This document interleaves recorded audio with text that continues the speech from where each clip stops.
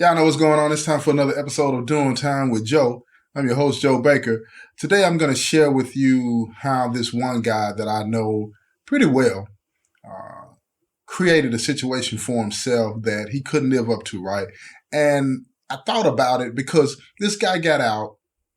He was in his late 50s and he got out. He had been in and out of prison probably 6 times, I think. I know 5 for sure, but somebody said it was 6, but I couldn't verify that. But he's been in and out of prison. I know at least 5 times, and for various different charges, violent charges, non-violent charges. These last couple of times it's been non-violent charges, right? And he created a situation for himself that I think what caused him to end up coming back again for the 6th or this 7th time, whichever one is true. I don't know, right? But I'm going to share with you this story, right? Because I think that a lot of times, and it's not just people in prison, it's out there too, where we create situations, man, that frustrate us, right? And then things happen out of those decisions that we make, right? So I'm going to be talking today about, don't be the source of your own frustration. All right, it's enough roadblocks in your way for succeeding and things like that you have little control over, right? Don't be part of that, right? So I want to talk to you about that a little bit today, right? Because I think it's a very important thing for us to focus on, especially people that have gotten out of prison or is going to be getting out of prison, or you got a family member that's going to be getting out of prison, right? I want to break some stuff down for you that I realized through this guy that I know that's on his way back for the 6th or the 7th time, right? So sit back, relax, and enjoy the show, y'all.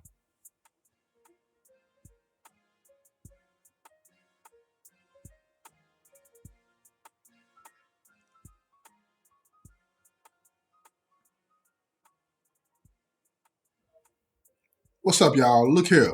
I'm going to share this story with you, like I said, about this guy that I know pretty well that got out of prison less than a year ago. Less than a year ago, right? He's in his late 50s. I think he was 57 when he got out, so he's probably 58, 59, depending on where his birthday fell throughout the year, right?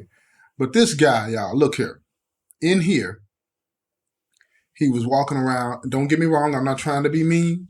I'm just breaking it down for what it is, right? Just breaking it down for what it is. In here, he claimed to be an ordained minister, okay? And he had paperwork to prove it, which some people say was fake. Uh, these certificates to prove that he had been to college, studied theology, uh, all of those types of things. He talked about the relationship that he had with his wife, which was good, intact. He talked about the money that he had put up that was going to make the difference and give him the foothold he needed to be able to uh, do all the types of things that he wanted to do. He talked about starting a halfway house, which a lot of guys in prison talk about when they get out because they want to give back. They want to do something for the guys that have problems finding somewhere to live. He talked about a whole host of things that were just great, super great. Turns out that most of what he talked about was made up. The certificates that he had that he says proved that he went to college were printed off the internet. They were not real. Just he had somebody, go to Microsoft Word, print this stuff up. He had some pictures of some certificates from somewhere, so he created his own. And in that, he created this world that made him more than what he really was. He wanted to be a preacher. He wanted to be somebody that could help somebody, right? But he didn't want to put in the work. And that's going to be a consistent theme throughout what I'm talking about here, y'all. He didn't want to put in the work. And that's the problem with a lot of people in here, right? And let me say something else too, right? And I want this to really sink in, right? Prison, whether you believe this or not, y'all, listen to what I'm trying to say, right? Because my story is about people in prison, but I want you to understand that I'm going to start applying a broader definition, a broader understanding to this thing about prison. Prison is a mental place first, right? It's a mental state of mind. And if you stay in that mental state of mind long enough, you're going to find yourself in a physical manifestation of prison, which is where I'm at right now. How do you do that? Well, you can imprison yourself by lying to yourself. You can imprison yourself by not putting in the work that you need to put in, making excuses about what's going on with your life, not accepting the realities of your life and playing the cards that you dealt. You know what I'm saying? Because listen to me, you can play the cards that you dealt. As long as you stay in the game, eventually the cards are going to turn and you're going to get a better hand. You understand what I'm saying? But you got to face the reality of your situation. If you need to go to school, go to school. You understand what I'm saying? If you need to do something to get a promotion at work, put in the work. Show your boss man or your boss lady your work ethic. And then they'll see the value in you. And then you can move up. You feel what I'm saying? But don't continually be one of those individuals that makes excuses about why you are not getting ahead when you may not have the qualifications. And even if you do have the qualifications to move ahead, you're not being seen in that way. Work on that. And it might just come down to a situation where you might have to break out on your own, because that's what a lot of us do. A lot of us have the qualifications, the skill sets, but we don't have the drive.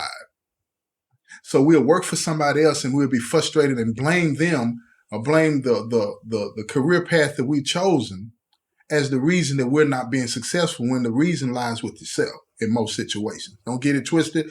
I understand there are roadblocks out there that stop us from doing a lot of things. But don't let those roadblocks become such a hindrance to you that you create a prison in your mind, right? Because once you create that prison in your mind, it leads you down a path. Not everybody, some people, not everybody. You can be in a prison in your mind out there and never go to prison or physical manifestation of prison, ever. But it will hold you back nonetheless, as if you were in a physical prison like I am. And that's what a lot of people don't understand or don't want to accept. I may not even looked at it like that, but let me get back to the story. This guy not only created not only ended up in a physical prison, he continued to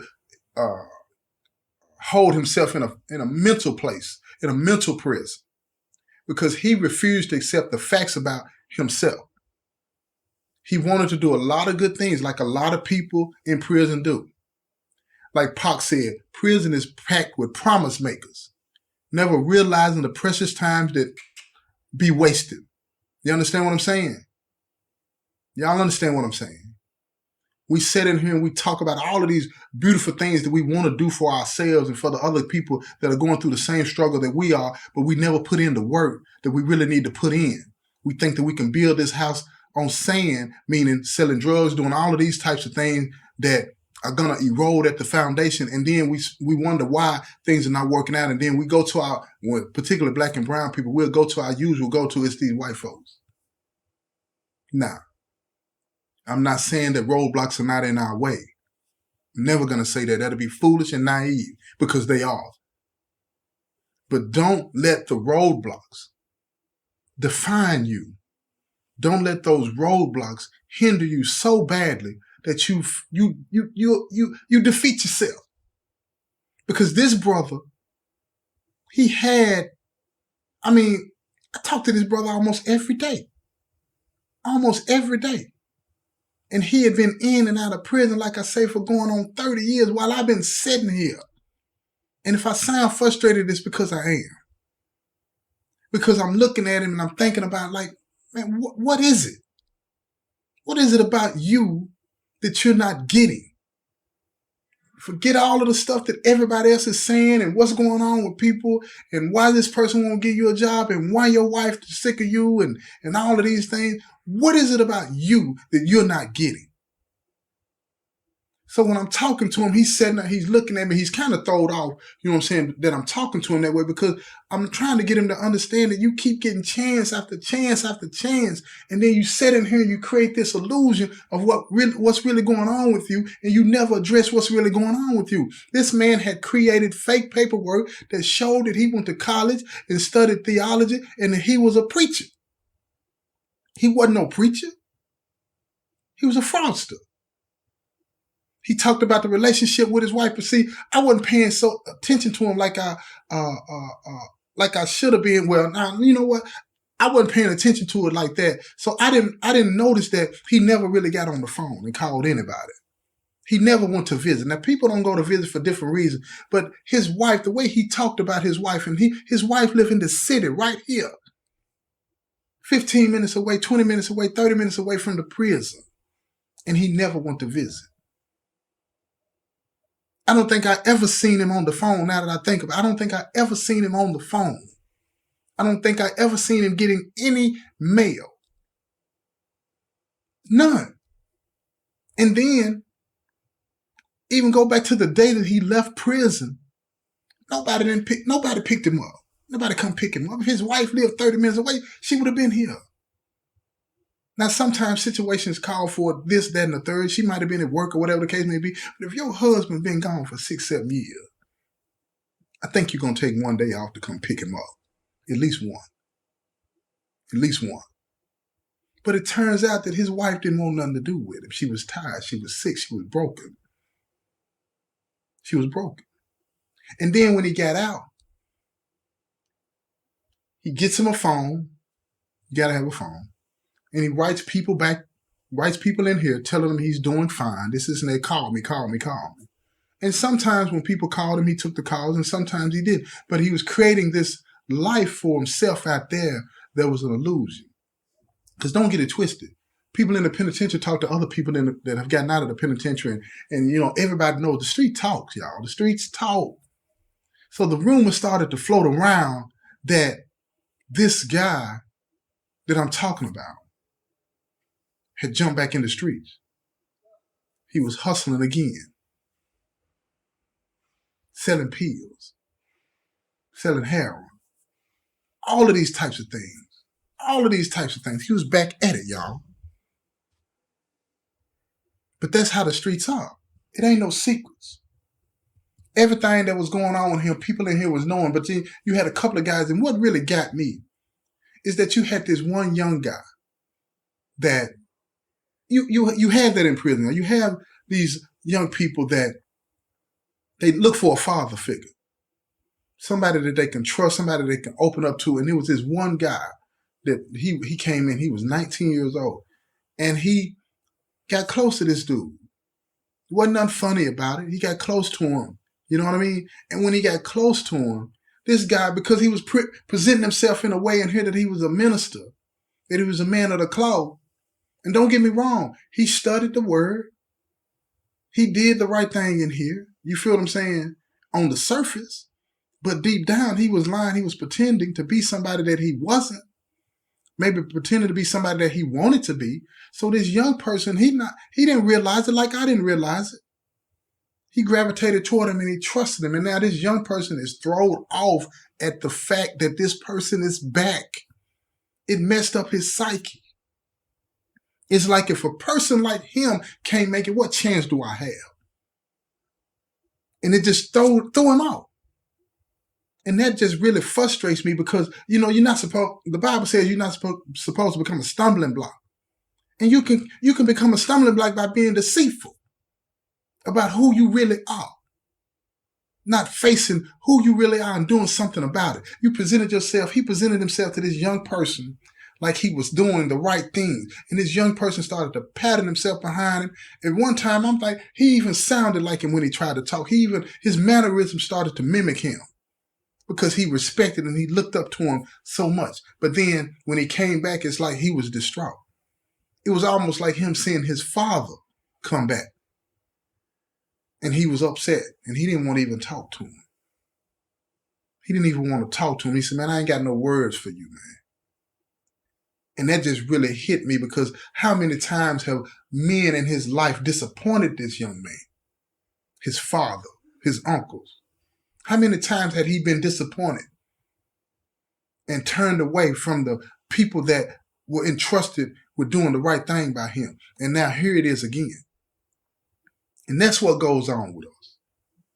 There was no reason for this man not to succeed.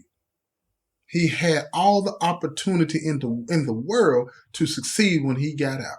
Why is that? Because he had a chance. He had a chance.